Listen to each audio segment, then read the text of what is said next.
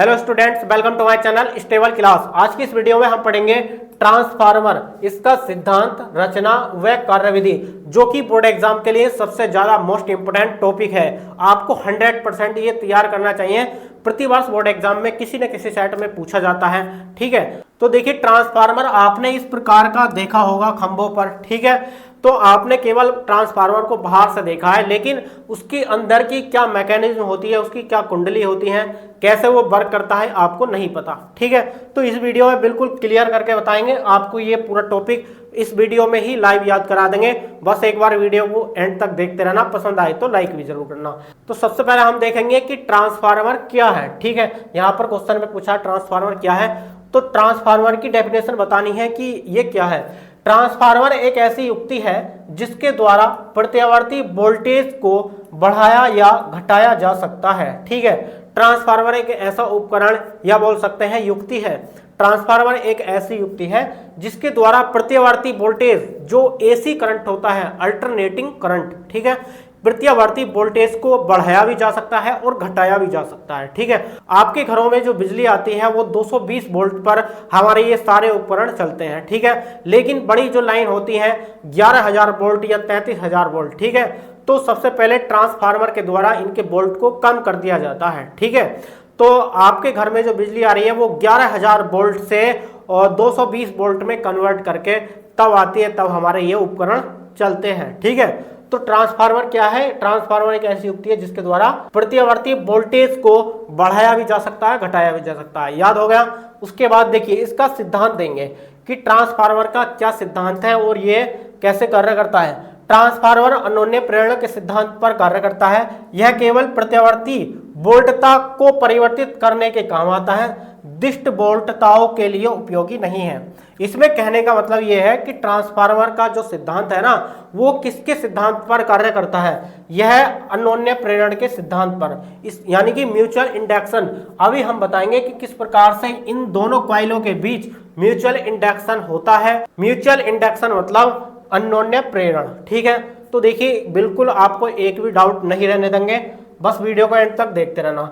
यह केवल प्रत्यावर्ती वोल्टेज यानी कि अल्टरनेटिंग करंट पर कार्य करता है, दिष्ट वोल्टताओं पर नहीं। दिष्ट वोल्टताओं का मतलब है जो घरों में इन्वर्टर पर जो बैटरी लगी होती है वो डीसी करंट होता है, यानी कि दिष्ट वोल्टेज होती है उसके अंदर। ठीक है, दिष्ट वोल्टताओं के लिए ये काम नहीं करता। ठीक है, क्लियर? मतलब जो घरों में इन्वर्टर पर जो बैटरी है, यदि उस पर ट्रांसफार्मर लगाएं, ठीक है, वोल्ट बढ़ाने के लिए, तो वो वोल्ट नहीं बढ़ेगा।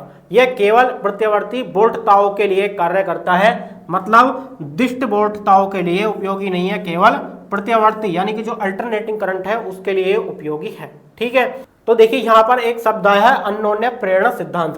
पहले इसको ही समझते हैं ये क्या है। यहाँ पर ये जो आप डायग्राम देख रहे हैं ये किस प्रकार से बनता है? ये नरम लोहे की पत्तियों को एक दूसरे के ऊपर इस प्रकार से रखकर बनाया जाता है। ठीक है, तो देखिए उनकी पत्तियों के जो स्ट्रक्चर होता है कुछ इस प्रकार का डायग्राम होता है ई के आकार का। ठीक है, जब ई के आकार की पत्तियों को एक दूसरे के ऊपर इस प्रकार से सटाकर लगाया जाता है, तब हमें इस प्रकार का एक बॉक्स टाइप का दिखाई देता है, जैसा कि यहाँ पर आप देख रहे हैं। ठीक है, तो जब बहुत सारी पत्तियों को एक दूसरे के ऊपर रखकर जब बनाया जाता है, तो यहाँ पर ये लाइन है जो देख रहे हैं, ये एक प्रकार की पत्तियां हैं। ठीक है, तो यहाँ पर इस प्रकार का एक बॉक्स टाइप का बन जाता है। उसके बाद यहाँ पर दो कुंडलियां बनाते हैं, एक होती है प्राथमिक कुंडली और दूसरी होती है द्वितीयक कुंडली। ठीक है, यहाँ पर इसमें कुंडली किस चीज की बनाई जाती है? तांबे के तार की। जब तांबे के तार को इसके इस प्रकार से लपेटा जाता है तो कुंडली बन जाती है। ठीक है, और दूसरी कुंडली में भी इस प्रकार से तांबे के तार को लपेटकर बना दिया जाता है। तो यहाँ पर आप देख रहे हैं एक प्राथमिक कुंडली बन जाती है और एक द्वितीयक कुंडली बन जाती है। ठीक है, प्राथमिक कुंडली को एसी सोर्स से यानी कि प्रत्यावर्ती वोल्ट से जोड़ दिया जाता है, जो ट्रांसफार्मर खंभों पे होते हैं 11,000 वोल्ट से कनेक्ट कर दिया जाता है। ठीक है, यानी कि यहाँ पर एसी करंट दे दी जाती है इस प्राथमिक कुंडली में। जैसे ही हम प्राथमिक कुंडली के सिरों को एसी सोर्स देते हैं, प्रत्यावर्ती वोल्टेज देते हैं, तब प्राथमिक कुंडली में चुंबकीय फ्लक्स में परिवर्तन होने लग जाता है, ठीक है। और उस चुंबकीय फ्लक्स में परिवर्तन होने के कारण द्वितीय कुंडली में एक विद्युत वाहक बल उत्पन्न हो जाता है और उस विद्युत वाहक बल के कारण एक प्रेरित धारा उत्पन्न हो जाती है जिसे आउटपुट बोलते हैं, ठीक है।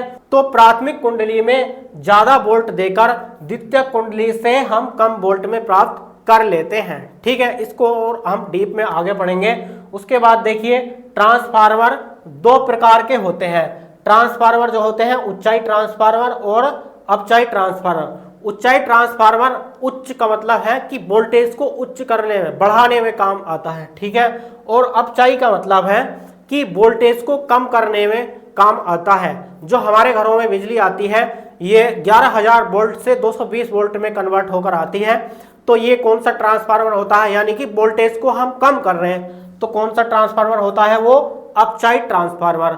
और जो इन्वर्टर पर स्टेबलाइजर होता है वो कौन सा ट्रांसफार्मर होता है, हम स्टेबलाइजर के द्वारा वोल्टेज को बढ़ाने का प्रयास करते हैं, तो वो कौन सा ट्रांसफार्मर होता है, ऊंचाई ट्रांसफार्मर। यानी कि वोल्टेज को उच्च करेंगे तो ऊंचाई ट्रांसफार्मर और वोल्टेज को कम करेंगे तो अपचाई ट्रांसफार्मर। क्लियर।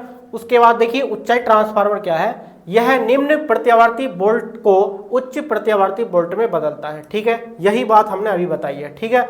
और अपचाई ट्रांसफार्मर उच्च प्रत्यावर्ती वोल्ट को निम्न प्रत्यावर्ती वोल्ट में बदलता है, ठीक है। यानी कि अपचाई में जो है उच्च प्रत्यावर्ती वोल्टेज से निम्न प्रत्यावर्ती वोल्टेज में कन्वर्ट करते हैं और ऊंचाई ट्रांसफार्मर में यह निम्न प्रत्यावर्ती यानी कि कम वोल्टेज को अधिक वोल्टेज में कन्वर्ट कर लेते हैं, ठीक है।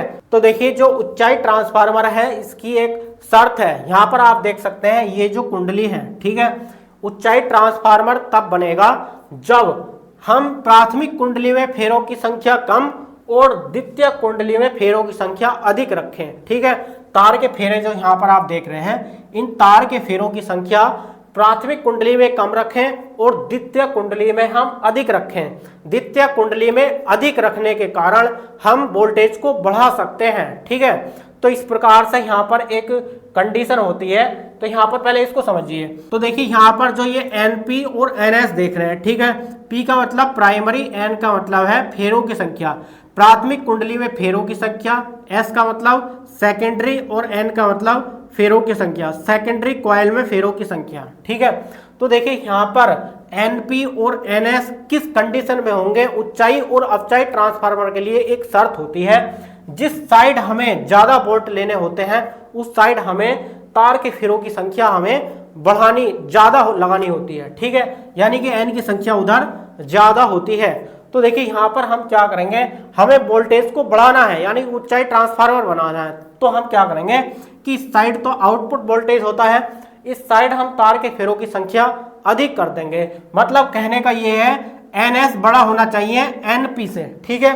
तो यहाँ पर जो शर्त दी गई है यहाँ पर लिखेंगे जो NS होता है वो बड़ा होना चाहिए NP से, ठीक है। अभी बताया था आपको, ठीक। और अपचाई ट्रांसफार्मर बनाने के लिए हमें क्या करना होगा, अपचाई ट्रांसफार्मर बनाने के लिए हम क्या करेंगे, इधर फेरों की संख्या अधिक और इधर कम रखेंगे। मतलब इस प्रकार की कंडीशन होगी, NP बड़ा होना चाहिए NS से, ठीक है।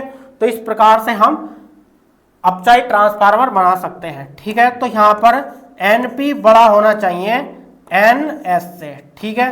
तो इस प्रकार की ये कंडीशन होती है, ठीक है। उसके बाद अब हम देखेंगे इसकी रचना, मतलब जो ट्रांसफार्मर होता है अंदर की कुंडलियां और उस पर जो वो क्रोड होती है किस प्रकार से बनाई जाती है, ठीक है। ट्रांसफार्मर में नरम लोहे की पत्तियों को एक के ऊपर एक रखकर आयताकार पटलित क्रोड बनाई जाती है। मतलब कहने का यह है कि उसमें ट्रांसफार्मर में अभी हमने बताई थी इस प्रकार की ई के आकार की कुछ पत्तियां होती हैं, ठीक है। ई के आकार की, जब ई के आकार की पत्तियों को एक दूसरे के ऊपर रखकर बनाया जाता है, ठीक है, तो वो इस प्रकार का एक आयताकार बॉक्स के रूप में बन जाता है, ठीक है, इस प्रकार से। तो यहाँ पर जो वो पत्तियां होती है वो नरम लोहे की होती है। नरम लोहे की इसलिए ताकि वो ज्यादा हीट को एब्जॉर्ब कर सके, ज्यादा हीट होने से कॉपर खराब ना हो, ठीक है। तो यहाँ पर लिखा है कि एक के ऊपर एक आयताकार पटलित क्रोड बनाई जाती है, ठीक है। जिस पर तांबे के तार को लपेटकर दो अलग अलग कुंडलियां बनाते हैं। ठीक है, अभी हमने बताया पीछे दो कुंडलियां बनाते हैं, जिन्हें प्राथमिक कुंडली तथा द्वितीय कुंडली कहते हैं। प्राथमिक कुंडली को प्रत्यावर्ती वोल्टेज से जोड़ दिया जाता है। ठीक है, ट्रांसफार्मर में हमेशा ध्यान रखेंगे केवल प्रत्यावर्ती वोल्टेज को ही दिया जाता है, दिष्ट वोल्टताओं को नहीं दिया जाता। ठीक है, जो बैटरी की करंट होती है, इन्वर्टर पर जो बैटरी होती है, उस वोल्टेज को हम नहीं दे सकते। ठीक है, काम ही नहीं करेगा। ठीक है, उसके बाद हम इसकी कार्यविधि देखेंगे। ठीक है, और आपको यदि पीडीएफ चाहिए इस सब की तो आपको क्या करना है, प्ले स्टोर से स्टेबल क्लास ऐप डाउनलोड करना है और वहां पर हमारा एक शक्ति बैच चल रहा है और दूसरा क्रैश कोर्स। आप कोई भी ज्वाइन करके इन सारी वीडियो को वहां पर आप देख सकते हैं। क्रैश कोर्स में ये वीडियो यहाँ भी मिलेगी और ऐप पर भी मिलेगी। ठीक है, ऐप पर आपको पीडीएफ भी मिलेगी और एक्स्ट्रा वीडियो और देखने को मिलेंगे। ठीक है, उसके बाद देखिए यहाँ पर हम देखेंगे जो ऊंचाई ट्रांसफार्मर होता है ये किस प्रकार से वर्क करता है। ठीक है, तो यहाँ पर हम दो कुंडलियां बनाने वाले हैं। यहाँ पर इस प्रकार से, ठीक है,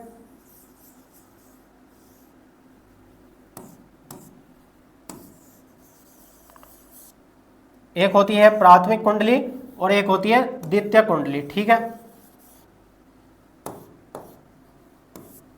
इधर वाली होती है ये प्राथमिक कुंडली, ठीक, और इधर वाली होती है ये सेकेंडरी, प्राथमिक कुंडली और ये सेकेंडरी कॉइल। ठीक है, लेकिन यहाँ पर तार के फेरों की संख्या का कुछ खेल है। ठीक है, अभी हमने यहाँ पर बिल्कुल सेम तार के फेरों की संख्या लगाई है, लेकिन कुछ चेंजिंग करनी होगी। ठीक है, ऊंचाई ट्रांसफार्मर में हमें क्या करना है, ऊंचाई ट्रांसफार्मर में वोल्टेज को बढ़ाएंगे तो हमें तार के फेरों की संख्या जो सेकेंडरी कॉइल है उसमें बढ़ानी होगी। ठीक है, तो यहाँ पर हम इस साइड से कुछ ज्यादा तार के फेरों की संख्या लगाएंगे। ठीक है, इस प्रकार से, इससे अधिक सेकेंडरी कॉइल में। और यहाँ पर जो अपचाई ट्रांसफार्मर है, अपचाई ट्रांसफार्मर में जो है हम वोल्टेज को घटाते हैं तो हमें क्या करना होगा, जो प्राथमिक कुंडली होती है उसमें तार के फेरों की संख्या द्वितीय कुंडली से अधिक लगानी होगी। ठीक है, इस प्रकार से इधर कम और इधर ज्यादा होगी। ठीक है, और हमने कंडीशन आपको बता दी है। इस प्रकार से जो ऊंचाई ट्रांसफार्मर होता है उसमें यहाँ पर जो तार के फेरों की संख्या अधिक है ना, तो मतलब एस अधिक है, तो यहाँ पर एन एस बड़ा होना चाहिए एन पी से। ठीक है, और यहाँ पर एन पी बड़ा होना चाहिए एन एस से। ठीक है, इस प्रकार से ये इसकी कंडीशन है। ठीक है, तो ये ऊंचाई ट्रांसफार्मर के लिए कंडीशन है और ये दूसरी अपचाई ट्रांसफार्मर के लिए कंडीशन है। ठीक है, तो देखिए यदि हम इनके वोल्टेज की कंडीशन को देखें तो ऊंचाई ट्रांसफार्मर में हम वोल्टेज को बढ़ाते हैं, मतलब जो आउटपुट होती है सेकेंडरी कॉइल में वो अधिक होगी। ठीक है, यानी कि वीएस बड़ा होगा, बीएस बड़ा होगा बीपी से। ठीक है, यदि हम अपचाई ट्रांसफार्मर बना रहे हैं तो प्राइमरी कॉइल में फेरों की संख्या अधिक है और यहाँ पर जो वोल्टेज होगा वो भी अधिक होगा प्राइमरी कॉइल में, यानी कि वोल्टेज जो होगा वो प्राइमरी कॉइल में अधिक होगा और द्वितीय कॉइल में जो है वोल्टेज कम होगा। ठीक है, यानी कि सेकेंडरी कॉइल में वोल्टेज कम होगा। हम अपचाई ट्रांसफार्मर बना रहे हैं मतलब वोल्टेज को कम कर रहे हैं। ठीक है, तो ये इसकी शर्त है। उसके बाद अब हम पढ़ेंगे इसकी कार्यविधि। ठीक है, ये किस प्रकार से बनाया जाता है, जब प्राथमिक कुंडली के सिरों को प्रत्यावर्ती वोल्टेज से जोड़ दिया जाता है।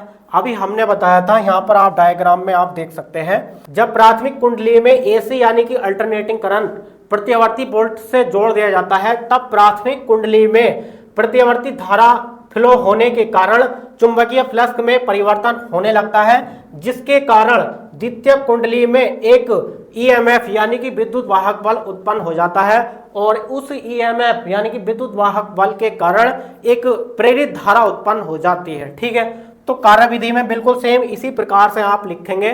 किस प्रकार से, तो यहाँ पर आप देख सकते हैं, जब प्राथमिक कुंडली के सिरों को प्रत्यावर्ती वोल्टेज से जोड़ दिया जाता है तो प्राथमिक कुंडली के चुंबकीय फ्लक्स में परिवर्तन होता है, जिसके कारण द्वितीय कुंडली में एक प्रेरित विद्युत वाहक बल उत्पन्न हो जाता है, जिससे एक प्रेरित धारा उत्पन्न हो जाती है। ठीक है, यहाँ पर हम फैराडे के नियम से ट्रांसफार्मर का फॉर्मूला निकालेंगे।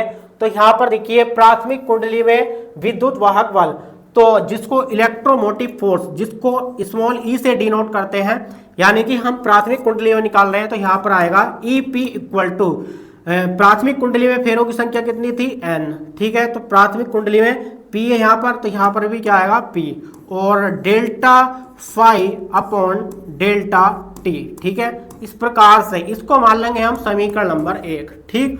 अब हम निकालेंगे द्वितीय कुंडली में विद्युत वाहक बल, ठीक है।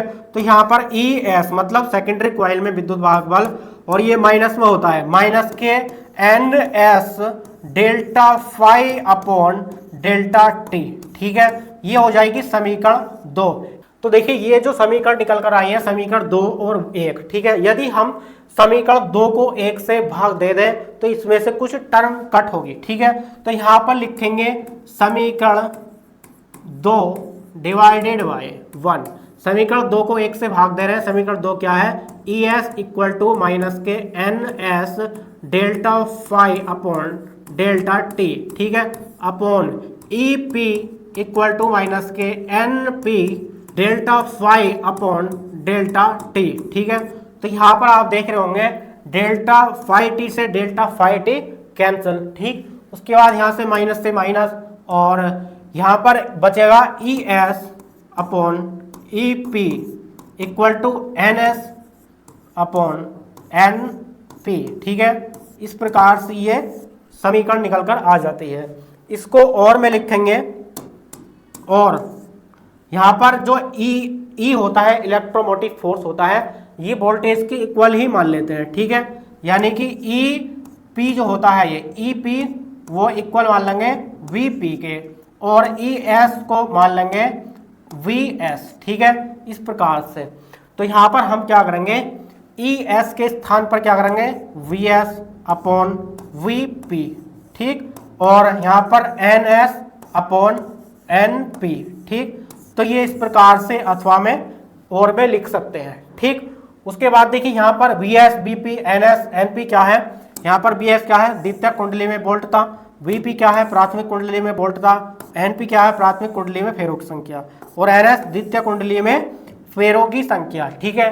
तो ये इस प्रकार से ट्रांसफॉर्मर की इक्वेशन निकल कर आ जाती है। आपको इससे रिलेटेड न्यूमेरिकल भी पूछ लेता है, ठीक। और यदि आपको ये PDF चाहिए तो आपको क्या करना है, स्टेबल क्लास ऐप डाउनलोड करना है। वहाँ पर शक्ति बैच में या क्रैश कोर्स में ये वीडियो आपको देखने को मिल जाएगी, PDF भी मिल जाएगी। वहाँ से आप PDF से कम समय में तैयारी कर सकते हैं। तो ये वीडियो आपको कैसी लगी हमें कमेंट्स बॉक्स में कमेंट करके जरूर बताएं। चलिए मिलते हैं नेक्स्ट वीडियो में नेक्स्ट टॉपिक के साथ, तब तक के लिए जय हिंद, वंदे मातरम।